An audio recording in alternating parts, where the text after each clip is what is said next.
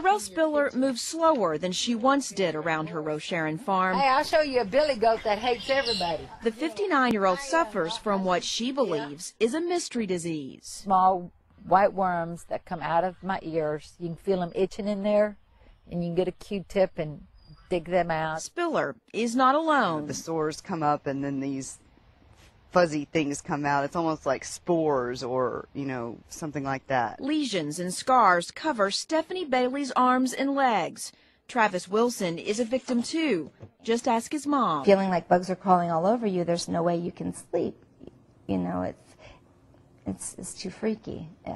So he would go days and days and days without sleep. This is a patient. According to nurse practitioner Ginger Savely, all three may have an emerging sickness called Morgellons disease. Yeah, it just looks like like maybe somebody picked at something and it got a little infected. When magnified 60 times, the sores take on a different look. Then as you start to focus in a little bit more, you can start to see the black fibers, the white fibers. Savely admits the idea of creatures living inside our bodies seems more like science fiction than science. I don't think a person can really believe it until they actually see it with their own eyes.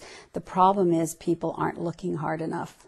Most practitioners are not looking because they're not taking them seriously. Mainstream medical professionals don't believe Morgellons is real. If we look at what is truly evidence-based medicine, what has been proven based on scientific fact, we don't have a means to substantiate her observations. Dr. Adelaide Hebert tells us Morgellons exist only in the patient's mind. Many of these patients do have something called delusions of parasitosis. It's actually not uncommon to have patients come in and describe the sensation that something's crawling on their skin. We couldn't find any Houston doctors who believe in or treat Morgellons disease. At Oklahoma State University, research is underway on a volunteer basis. These are a 60 times magnification. Ginger Savely has documented 100 cases. She treats her patients with oral and topical antibiotics. They can't get anybody to help them in the medical profession. It's just a nightmare. It's a living nightmare.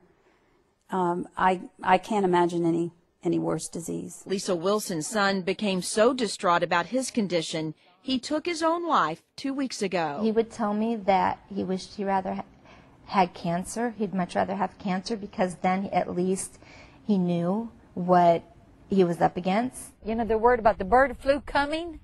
You've got something here right now that's spreadable, that's being hush-hush. They told me I was doing this to myself and that I was nuts, and basically I just quit going to doctors because I was afraid they were going to lock me up. The scars are more than skin deep.